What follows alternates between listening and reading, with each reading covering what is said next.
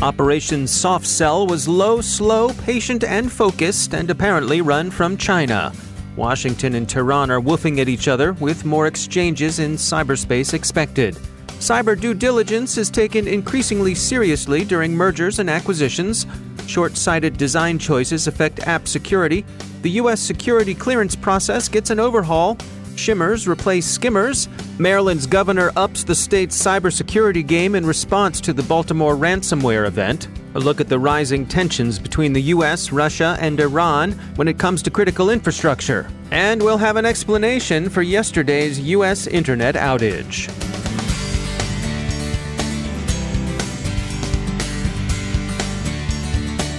And now a few words from our sponsor, KnowBe4. Everyone knows that multi-factor authentication, or MFA, is more secure than a simple login name and password.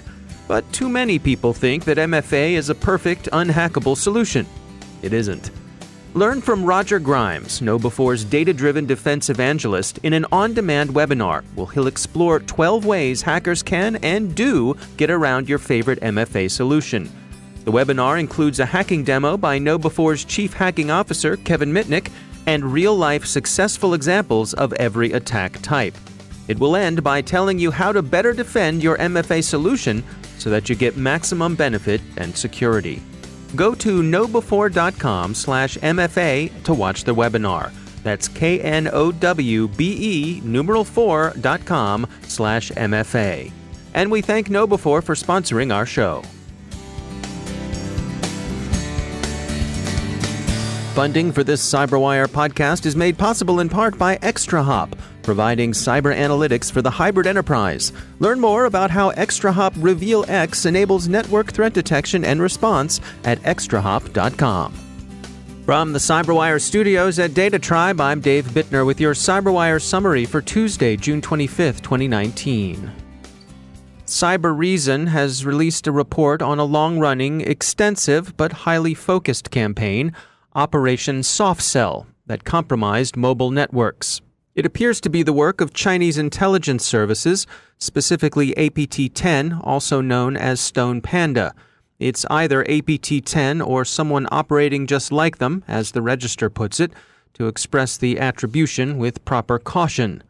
The soft sellers have spent the last 2 years and a few months lurking in some 10 mobile networks worldwide. They were quiet, patient, and focused, interested for the most part, it seems, in watching the movement and other activity of what the researchers characterized as 20 to 30 high-value targets, persons of interest to espionage services like politicians and diplomats. There's no particular evidence that Operation Soft Cell pulled content from their targets' messages, but the metadata alone were valuable, since such collection can yield the victim's place of work, travel, and abode, as well as whom they talked to, how long they talked, and so on. The operation avoided detection by going quiet for extended periods of time. It was, as they say, low and slow. They also installed their own VPNs in the networks they infested, which made their job easier. Those installations seem in general to have escaped notice.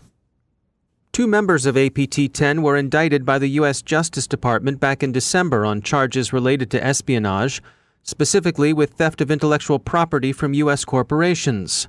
They are, of course, not in custody, nor are they likely to be. The indictment was part of the general U.S. naming and shaming approach to Chinese cyber misbehavior. Washington and Tehran barked some more yesterday, but they didn't bite, at least not at each other, at least not yet, and at least not publicly. The U.S. did, as promised over the weekend, announced new sanctions against Iran, with President Trump warning Iran not to overestimate American patience or restraint, as both of these have limits. For its part, Iran pointed out that it could knock down an American drone any time it decided to do so, and that, quote, the enemy knows it, end quote. New sanctions directly affect senior Iranian leaders, and Tehran remarked that they were outrageous and stupid. The New York Times, which has been looking at Iranian Twitter feeds and other sources, thinks that both regime hardliners and their opponents think the whole sanctions shtick has been done to death, and that it's unlikely that the latest round will change much. Their reported reactions suggest that the Americans are more or less making the economic version of a rubble jump. As one Iranian wag tweeted, quote, The only people left to sanction are me, my dad, and our neighbor's kid, end quote. More seriously, observers tell the Washington Post that an Iranian cyber campaign, if one continues to develop, will probably resemble Tehran's earlier work, opportunistic and destructive. KnowBe4 warns everyone to expect heightened rates of phishing. As Baltimore continues its recovery from the recent ransomware infestation it suffered, Maryland's governor is focusing his attention on better protecting the old line state. The CyberWire's Tamika Smith has the story. Maryland joined a list of states across the country to hire a statewide chief information security officer. Governor Larry Hogan created this position along with the Maryland Cyber Defense Initiative. This new push comes after Baltimore City was hit by a ransomware attack in May, making it the second time the city was targeted.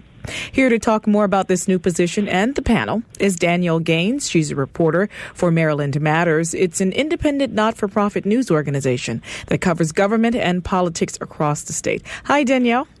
Hi, thank you for having me. Thanks for joining us. So let's get right to it. Maryland is joining Arkansas, Massachusetts, Ohio, and Washington in creating this CISO position.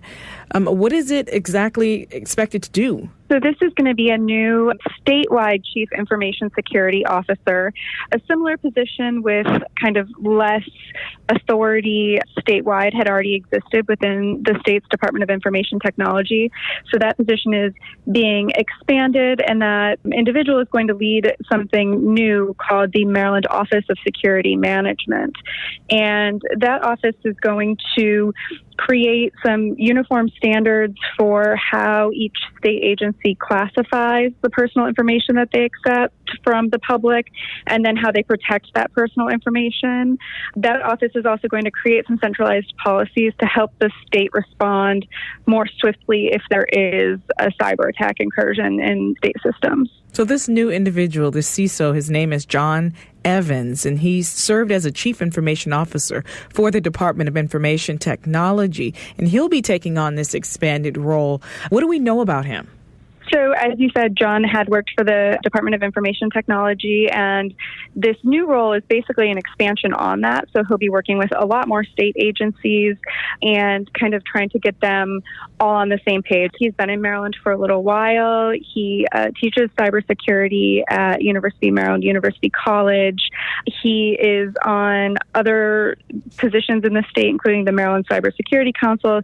He helped create a data center for the state that was called MD Sync, and that basically combined data for a number of social services organizations in the state to help kind of streamline and create efficiencies within those. So Mr. Evans has definitely been on the front lines of this.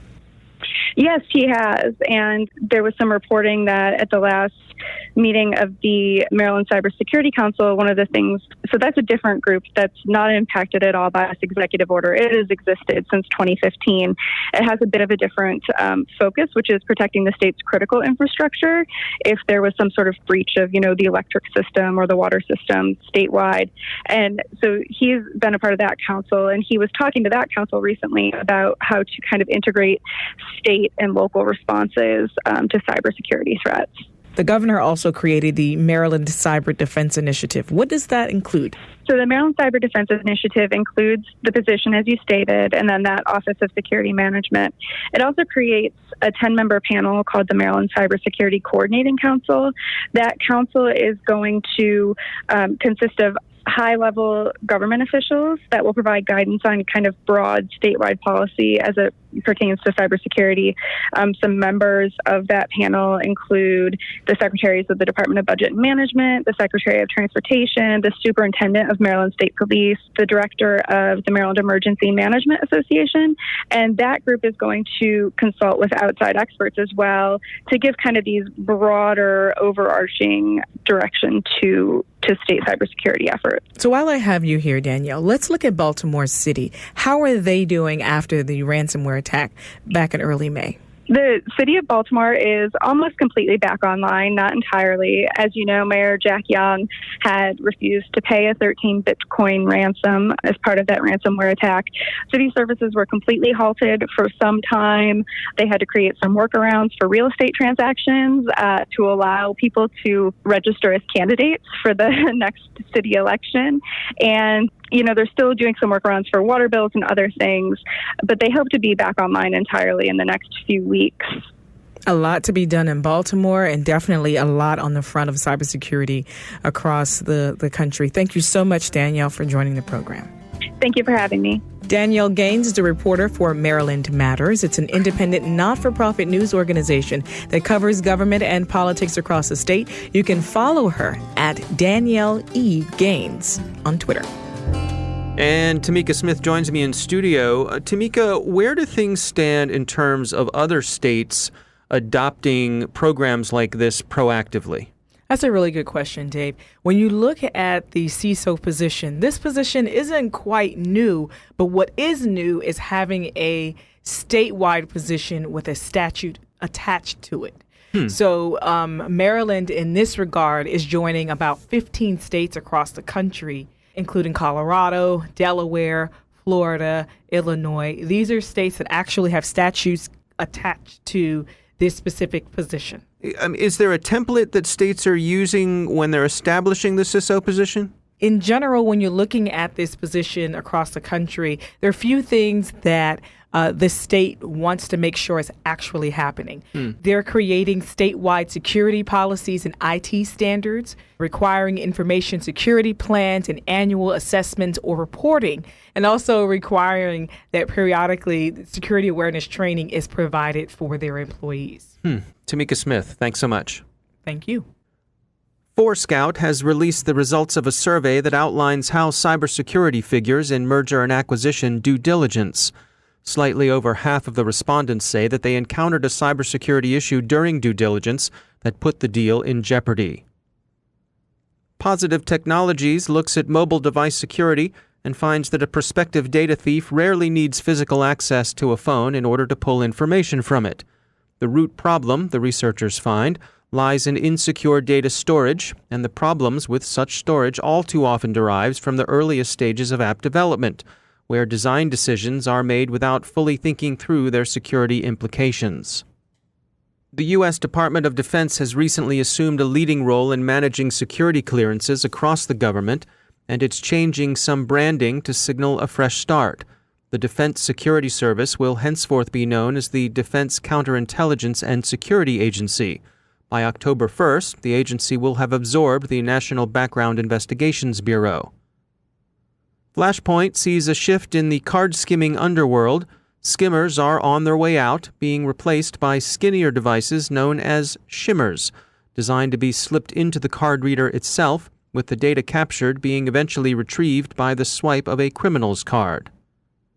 And finally, Cloudflare traces yesterday's U.S. internet outages to a cascading catastrophic failure that began with Verizon's incautious acceptance of a BGP goof from a small Pennsylvania ISP. So it was a fumble and not an attack. And evidently, all fixed now. And now a few words from our sponsor, Dragos, the leaders in industrial cybersecurity technology. Threats to industrial organizations are proliferating as Dragos recently identified the most dangerous threat to ICS. Zenotime, the activity group behind Trisis, has expanded its targeting beyond oil and gas, illustrating a trend that will likely continue for other ICS targeting adversaries. Learn more about the 8 public threat activity groups Dragos tracks at dragos.com/adversaries. And how taking an intelligence-driven approach to ICS security is the most comprehensive defensive strategy to combat industrial adversaries. To register for a free 30-day trial of Dragos' ICS threat intelligence, visit dragos.com/worldview. And we thank Dragos for sponsoring our show.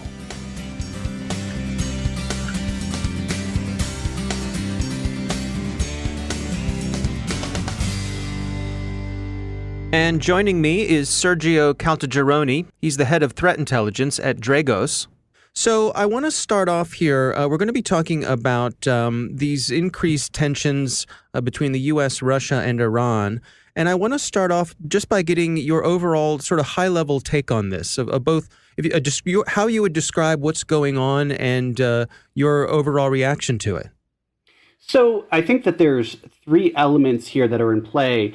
The first is, of course, the U.S. and Russian interactions and escalation that's been occurring.